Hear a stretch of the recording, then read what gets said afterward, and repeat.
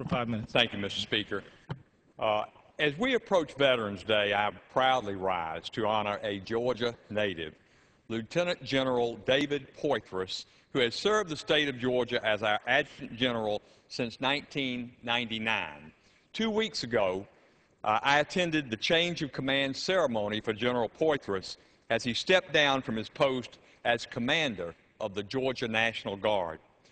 General Poythress' long and distinguished military career began at Emory University in Atlanta, where in 1967 he received his law degree, and he graduated as a distinguished military graduate of the Emory ROTC program.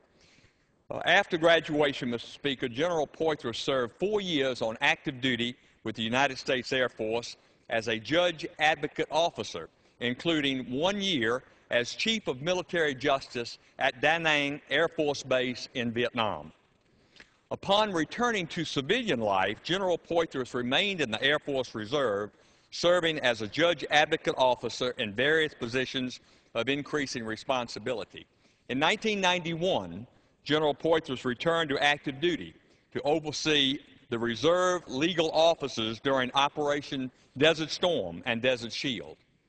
He was promoted to Brigadier General in 1994 and to Major General in July of 1999.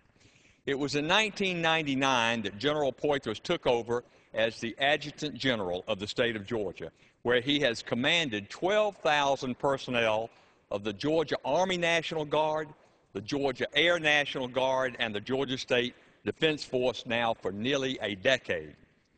Mr. Speaker, in 2006, General Poythress became the first Adjutant General in Georgia's 273-year history to wear a third star as a Lieutenant General.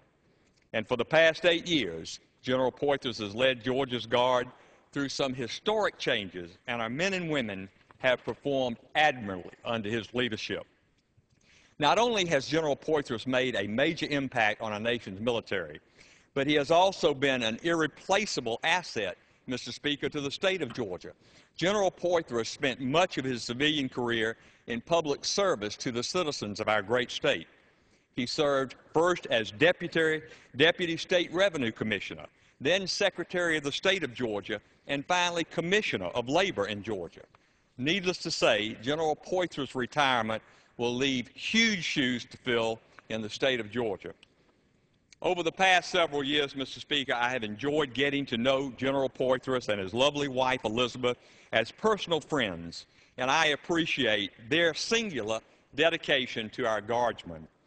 Last year, Mr. Speaker, I even had the opportunity to travel to Iraq with the General, and we met with Georgia's 48th Brigade combat team. I know it must have been a joy for General Poythress to see his troops and General Rodeheber serving our nation so honorably, but also a painful time as he remembered the 26 fallen soldiers from the 48th who were lost in some of the most dangerous combat in the Sunni Triangle outside of the city of Baghdad. Through all of the struggles, including the difficult task of assisting Louisiana in the aftermath of Hurricane Katrina, General Poythress has led Georgia's Guard with the strength of a commander and the heart, Mr. Speaker, of a public servant. And so I ask my colleagues tonight, join me in honoring Lieutenant General David Poythress for his dedicated service to defending the state of Georgia and the United States of America. And Mr. Speaker, I yield back the balance of my time. For what purpose?